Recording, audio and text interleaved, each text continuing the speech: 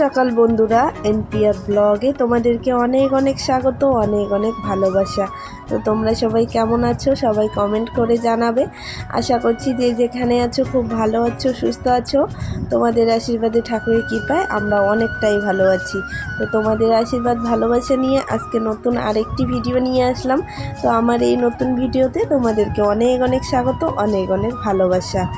তো দুদিন ধরে তো বাড়িতে কি করছে না করছি, মানে সকাল থেকে কি করি না করি তোমাদের সঙ্গে কিছুই শেয়ার করতে পারি না, কারণ শরীরটা আমার একটু খারাপ ছিল।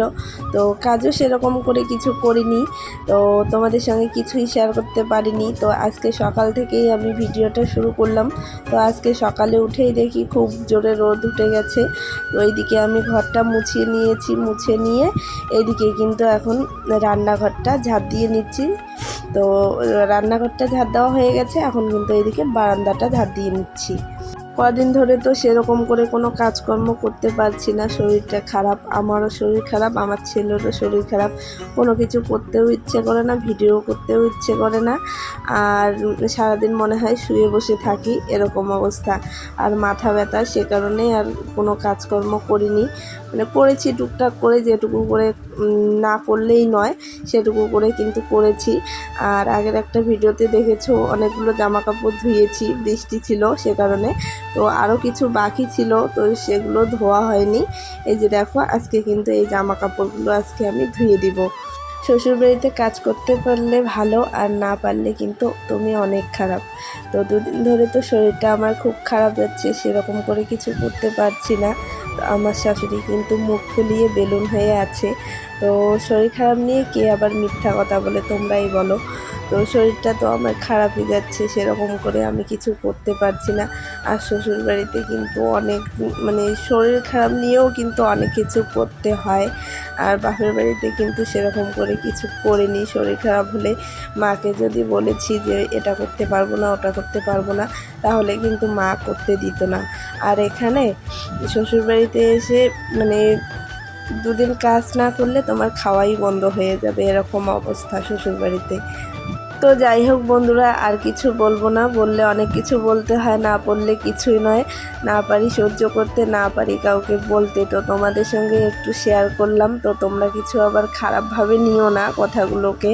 তো তোমরা সবাই ভেবে দেখো যে শ্বশুরবাড়িতে কিন্তু এরকমটাই হয়, বাপের বাড়িতে কিন্তু এরকমটা হয় না।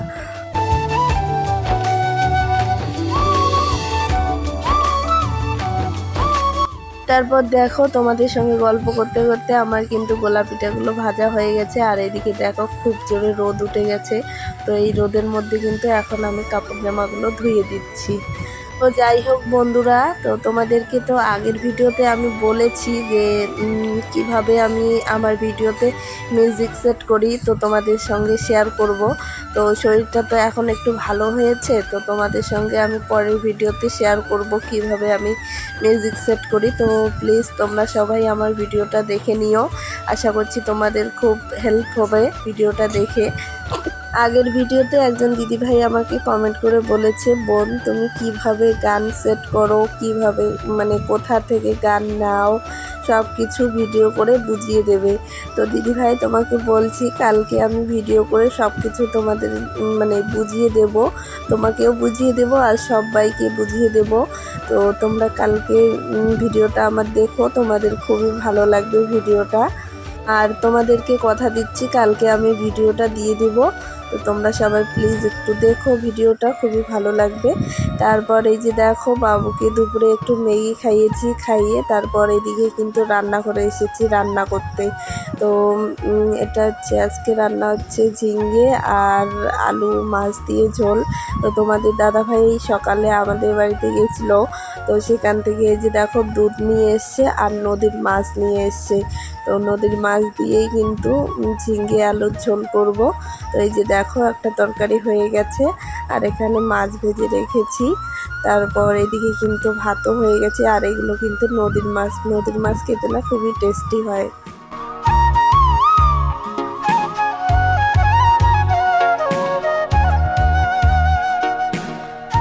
তারপর দেখো বন্ধুরা, খাওয়া দাওয়া করে এদিকে বিকেলবেলা, আর বাবু কিন্তু একটা পাতা নিয়ে ছাগলের বাচ্চাকে খাওয়াচ্ছে। তো বড় ছাগলটা এই যে দেখো খেতে চাইছে, ওকে দিচ্ছে না, ছোট ছাগলটাকে কিন্তু দিচ্ছে। মাঝে মাঝে ওর এরকম কাণ্ড দেখলে না আমার খুব হাসি বের হয়। তো তোমাদের সঙ্গে একটু শেয়ার করলাম, তোমরাও একটু দেখো। তারপরে এই যে দেখো কতগুলো ছাগল এসে গেল ওর কাছে। ওর ছাগলের সঙ্গে না খুব মানে ভাব ওর। ছোটো বাচ্চাগুলো না এরকমই হয়, গরু ছাগল দেখলে খুবই খুশি হয়ে যায়। তো বাবু এইদিকে বাইরে খেলছে আর আমি এইদিকে কিন্তু কাপড় জামাগুলো তুলে নিচ্ছি। তো এগুলো নিলাম না, এগুলো হচ্ছে ভিজে, মানে এখনও ভিজাই আছে। তো সে কারণে কিন্তু এই জামা কাপড়গুলো নিলাম না। তো এগুলো পরে শুকোতে দিতে হবে, মানে বারান্দায়।